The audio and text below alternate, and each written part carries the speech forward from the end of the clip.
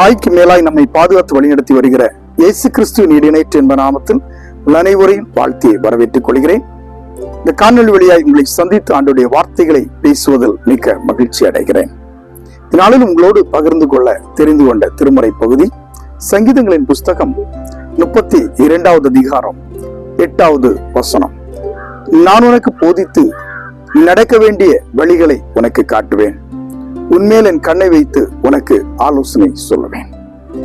ஆண்டவர் நமக்கு ஆலோசனைகளை தருகிறவர். இந்த உலகத்தில் யாரிடத்தில் நாம் ஆலோசனைகளை பெற்றாலும், யார் நமக்கு வழிகாட்டியா இருந்தாலும், ஆண்டவர் நமக்கு வழிகாட்டியா இருந்தால் நாம் சோர்ந்து போவதே இல்லை. உன்மேல் என் கண்ணை வைத்து உனக்கு ஆலோசனை சொல்லுவேன் என்று சொன்ன ஆண்டவர் நம்மோடு கூட இருக்கிறார். தாய்க்கு மேலாய் அன்பு செலுத்துகிற கர்த்தர் நம்மை வழிநடத்தி கொண்டே இருக்கிறார். ஒவ்வொரு நாளும் ஆண்டவர் நம்மை நீதியின் பாதையிலே நடத்துகிறார். இயேசுநாதர் சொல்லுகின்ற பொழுது, நானே வழியும் சத்தியம் ஜீவனுமாய் இருக்கிறேன் என்று சொல்லுகிறார். நானே நல்ல மேய்ப்பன், நல்ல மேய்ப்பன் தன் ஆடுகளுக்காய் தன் ஜீவனை கொடுப்பேன் என்று யோவான் 10வது அதிகாரத்திலே சொல்லுகிறார். இப்படி நம்மை வழிநடத்துகிற ஆண்டவர் நம்மோடு கூட இருக்க, நாம் யாரை பின்பற்றுகிறோம், யாரிடத்தில் ஆலோசனைகளை கேட்கிறோம், யாரை சார்ந்து வாழுகிறோம், இந்த கேள்விகள் நமக்குள் வர வேண்டும்.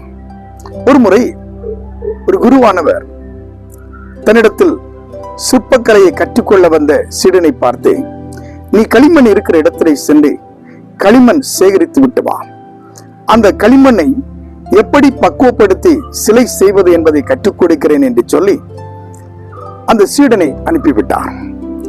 அந்த சீடனை அனுப்பி விட்ட உடனே இந்த சீடன் ஒவ்வொரு இடமாய் சென்று களிமண்ணை தேடி அலைந்தான். கடைசியாக ஒரு வயல் வரப்பில் நின்ற விவசாயியை பார்த்து, எனக்கு சிறிது களிமண் வேண்டும், சிலை செய்ய போகிறேன். இதை கேட்ட அந்த விவசாயி, என்னுடைய நிலத்தில் வைத்து நீ சிலை செய்வதாய் இருந்தால் நான் உனக்கு களிமண் தருகிறேன். இதை கேட்ட அந்த சீடன் நேராக குருவானவரை பார்த்து, நான் களிமண் இருக்கிற இடத்தை கண்டுபிடித்தேன், ஆனால் அதற்கு உரிமையாளர் என்னுடைய நிலத்தில் வைத்து சிலையை செய்வதாயிருந்தால் களிமண் தருகிறேன் என்று சொல்லுகிறார். நான் என்ன செய்ய? குருவானவர் இந்த களிமண்ணை எப்படி பக்குவப்படுத்த வேண்டும் என்று கற்றுக் கொடுத்து, தாராளமாக நீ அந்த நிலத்தில் போய் சிற்பத்தை செய்யலாம், செய்து முடித்த பின்பு நான் அதை பார்ப்பதற்காக வருவேன் என்று குருவானவர் சொல்ல, சரி என்று சொல்லி அந்த நிலத்திலே சென்று களிமண் சேகரித்து சிற்பத்தை செய்ய ஆரம்பித்தார். சிற்பம் செய்ய ஆரம்பித்த உடனே அந்த விவசாயி களிமண்ணை எப்படி பக்குவப்படுத்துவது, கட்டியாக இல்லாதபடி லகுவாக எப்படி செய்ய வேண்டும் என்று சொல்லி தனக்கு தெரிந்த சில யுக்திகளை சொல்ல, அதன்படி சிலை செய்ய ஆரம்பித்தார். ஆனால் அந்த சிலை நிற்கவில்லை. களிமண்ணை வைக்க வைக்க அது உடைந்து கீழே விழுந்து கொண்டே இருந்தது. பல மணி நேர போராட்டம், 2-3 நாட்கள் முயற்சி எடுத்து செய்தும் அந்த வாலிபனால் சிற்பத்தை செய்ய முடியவில்லை. தன்னுடைய சீடன் எப்படி சிற்பம் செய்திருக்கிறார் என்று பார்ப்பதற்காக குருவானவர் அந்த நிலத்திற்கு வர, அங்கே சில களிமண் உருண்டைகளை பார்த்தாரே தவிர சிற்பத்தை காணவில்லை. சிற்பம் எங்கே என்று கேட்ட பொழுது, நான் இந்த விவசாயி சொன்ன வார்த்தையின்படி களிமண்ணை பிசைந்து சிற்பம் செய்ய ஆரம்பித்தேன், ஆனால் அது நிற்கவில்லை, உடைந்து உடைந்து விடுகிறது. அதற்கு அந்த குருவானவர் கேட்டார், நான் சொன்ன முறைப்படி நீ ஏன் செய்யவில்லை? அதற்கு அந்த வாலிபன் சீடன் சொன்னான், உங்களை விட களிமண்ணை எப்படி பக்குவப்படுத்துவது என்பதை அவர் எனக்கு கற்றுக் கொடுத்தார், அதன்படி செய்தேன். குருவானவர் சொன்னார், நீ விவசாயம் கற்றுக்கொள்ள வரவில்லை, சிற்பம் செய்ய கற்றுக்கொள்ள வந்திருக்கிறாய். அவர் சொல்லிக் கொடுத்த அந்த பக்குவத்தின்படி உன்னால் களிமண்ணை பக்குவப்படுத்த முடியும், அதன் வழியாய் விவசாயம் செய்ய முடியுமே தவிர சிற்பம் செய்ய முடியாது. நான் சொன்ன பக்குவத்தின்படி நீ களிமண்ணை பிசைந்தால் நீ சிற்பத்தை செய்யலாம். ஆகவே சிற்பம் கற்றுக்கொள்ள வந்தால் நான் சொல்வதை கேட்டு நட, மற்றவர்களை சொல்வதை கேட்டு நடப்பதாயிருந்தால் உன்னால் சிற்பத்தை செய்ய முடியாது, வேறு வேலைகள் தான் செய்ய முடியும். மற்றவர்கள் சொன்னார்களே என்று அதன்படி செய்தால் நீதான் தலைகுனிந்து நிற்க வேண்டிய சூழ்நிலை வரும்.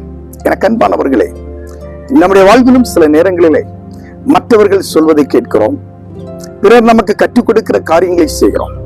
ஆனால் நாமாய் சுயமாய் ஆண்டவருடைய வார்த்தையின்படி செய்ய ஒருபோதும் நிதானித்து யோசித்து பார்ப்பதில்லை. மற்றவர்கள் சொல்வதையெல்லாம் நான் கேட்கிறோம்.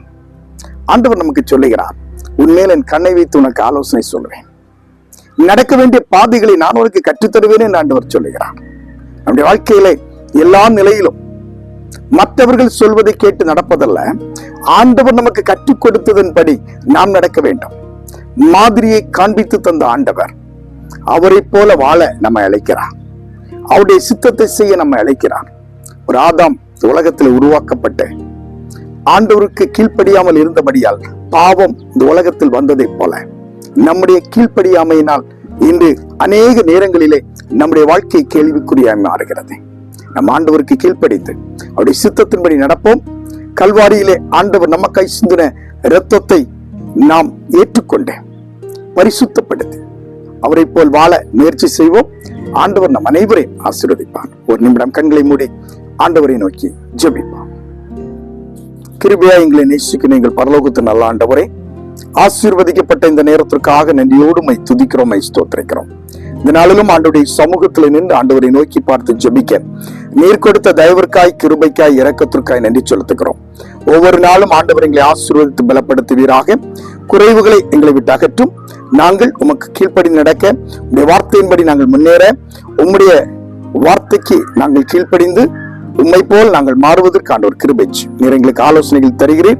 அந்த ஆலோசனையின்படியே உண்மையிலே நாங்கள் நிலைத்திருக்கக்கூடிய பலனை ஆண்டவர் எங்களை தாரும். மற்றவருடைய வார்த்தைகளை கேட்டு நாங்கள் முன்னேறி செல்லாதபடி ஆண்டவர் எங்களுக்கு ஆலோசனை தருகிறேன். உம்மை போல நாங்கள் மாறி உம்முடைய வழியிலே நாங்கள் நடக்க ஆண்டவர் கிருபை இயேசு கிறிஸ்துவின் வழியாய் வேண்டுகிறோம் ஜெபங்கேளும் நல்ல பிதாவே, ஆமென். கிறிஸ்து இயேசுக்குள் என மிகவும் அன்பானவர்களே, இந்த நாளில் ஒரு முறை கூட உங்கள் அனைவரையும் வாழ்த்துகிறேன். ஆண்டவர் உங்கள் அனைவரையும் ஆசீர்வதிக்கிறார், குறைவுகளை மாற்றுகிறார். அவருடைய சித்தத்தின்படி முன்னேறி செல்வோம், ஒரு வார்த்தைக்கு கீழ்ப்படிந்து நடப்போம், அவரிலே நிலைத்து நிற்போம். ஆண்டவர் உங்கள் அனைவரையும் ஆசீர்வதிப்பார். மீண்டும் அடுத்த காணொளியில் உங்கள் அனைவரையும் சந்திக்கிறேன். அதுவரையிலும் ஆண்டவருடைய பாதுகாவல், அவருடைய ஆலோசனை, அவருடைய கிருபை உங்கள் அனைவரோடும் கூட இருப்பதாக. ஆமென்.